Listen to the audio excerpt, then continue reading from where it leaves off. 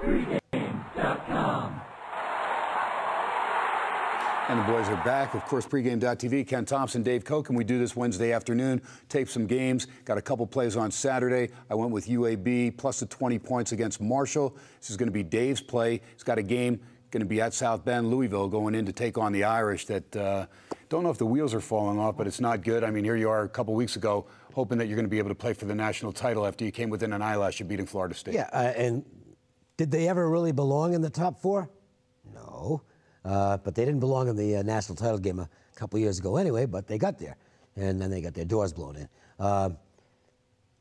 I'm making a play here based on reactions to bad losses. Okay. Now, a bad loss can be a close game, as Louisville had, or one where you get kind of blown out, which Notre Dame had. There's still losses, and it's really interesting to see how teams react to that because it tells you a lot about the character of the team and of the coach.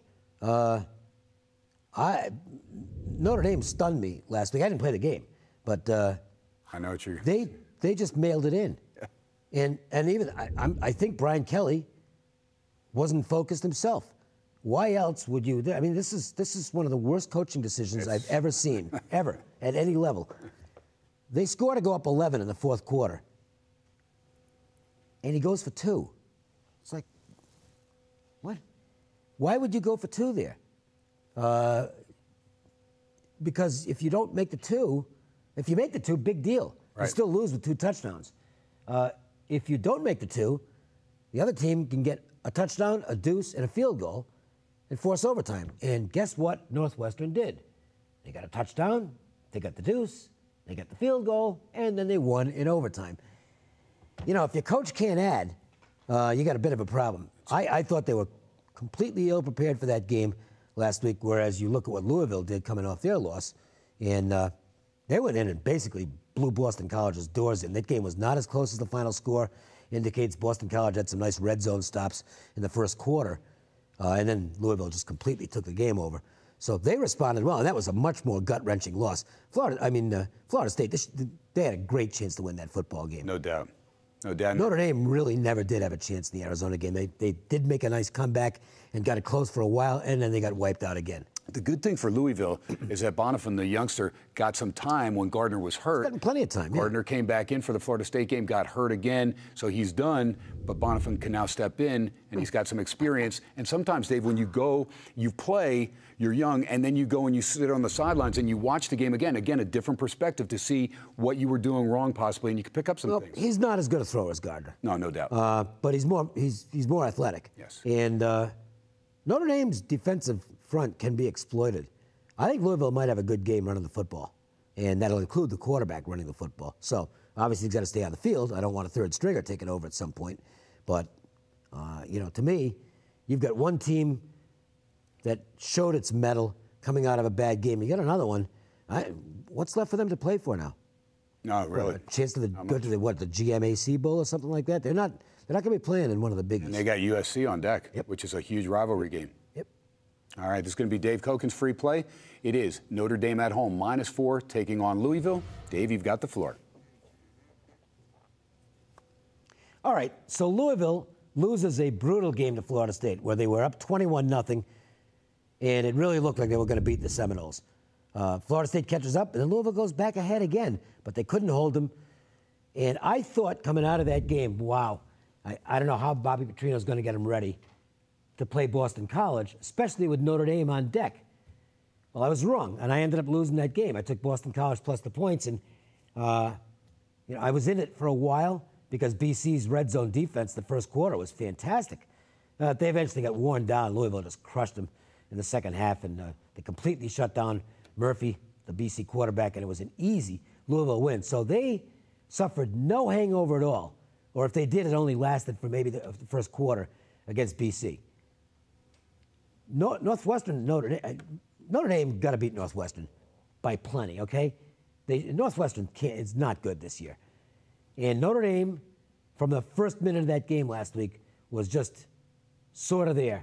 I mean, they got their points because Northwestern, well, not exactly a great defense, but giving up that many points to Northwestern, wow, what does that tell you about Notre Dame? Well, it told me they weren't prepared to play, and they had a major hangover from getting knocked out of any chance to get to the playoffs with the loss down in the desert to Arizona State.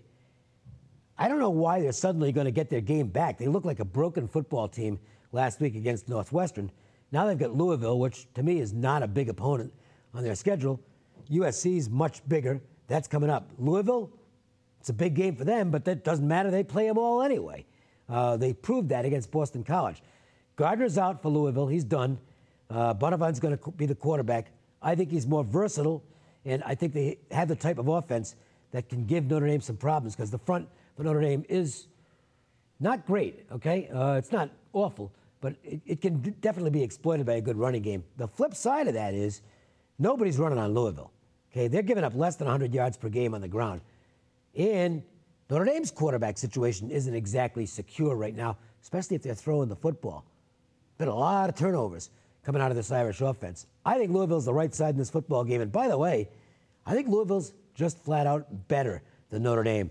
Getting more than a field goal, I'll take the Cardinals plus the points. There you go. And if they had been healthy all year with Devontae Parker, they'd probably have won a couple other games.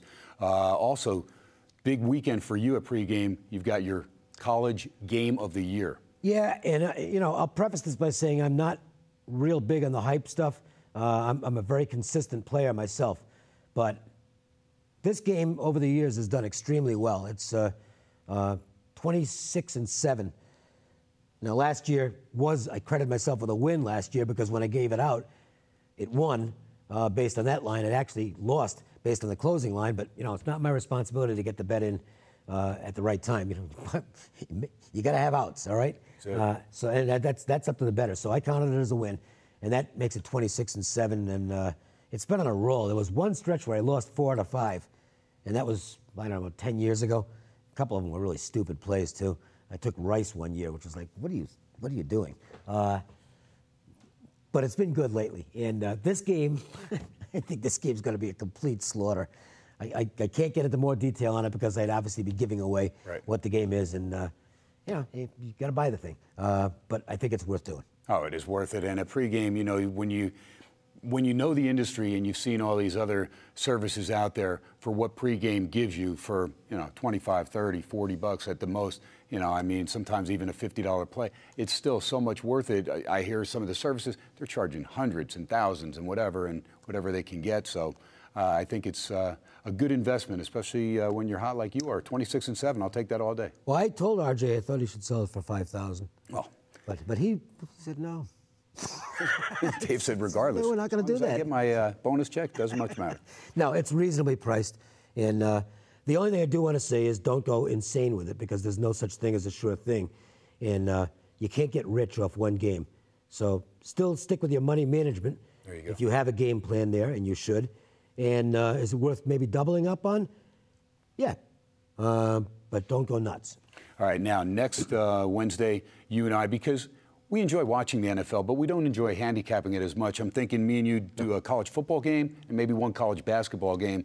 We can look at maybe if, I like if that. there's anything. That sounds pretty good. The NFL is not my... Because we do it Wednesday, there's always a good slate on Thursday, so we could throw out a Thursday game because the lines will be out probably when we get here. Maybe something just, again, a free video, not something to throw everything on because we're only going to have about an hour or so to look at that line when it comes out. But we both love college basketball, and I know it's our favorite sport. Yeah, so far, so good. Yeah, it's off to a good season. Yeah, no doubt. And so check it out there. You always see our plays up there. Lots of great handicappers and a lot of guys that specialize in different sports. Some guys NBA, some guys NHL, some guys dabble in everything. Curling. Who's handling the curling? Oh, I don't know. Yeah, I do know there's some hockey guys out there. Oh, and I'm one of them. Some soccer guys. I mean, you're going to find all. And then Brady Cannon, my Wednesday night co-host. Brady's a golf guy. Brady is, and I've known Brady for a long time. He used to be a producer for me back at Sports Fan Radio Network. Right, he was telling me, yeah. Going way back. And I'm telling you, there is nobody that I know who knows golf from a wagering standpoint better than he does. And by the way, if you need a good tee time, he's the man to see. He is, yes. No doubt about it. All right, don't forget Dave Cokin, 2 to 3 p.m., Monday through Friday. You can check him out Matt Humans is there co-hosting, and it is the Las Vegas Sports Line. That's on ESPN Radio here, AM 1100 in Las Vegas. You can check it out online as well, and SportsX Radio on the Yahoo Sports Radio Network. I do over there at the Palazzo. Nice shirt, by the way. Oh, that's right. That was given to me during the Yahoo Sports Radio week when all the hosts came out here. Notice you didn't bring one in for the rest of the guys here. Well, you know, I noticed I didn't get more than... I wear a medium. Out here. We'll get you one, Cokes. Right. I promise you, I'll put that call into Craig Larson over there at Yahoo. Craig, you're on the spot now. Dave Cokin demands a shirt. Cokin wants a shirt, man. You got to get him a shirt for the love of God. Hey, it's great advertising from a guy that's well known. And I promise I won't get a stain on it. Yeah, there you go. That's the only stained shirt that he's got. You know, if I go to a restaurant and they lose my check, I just walk up to the register and say, okay, it's all over you.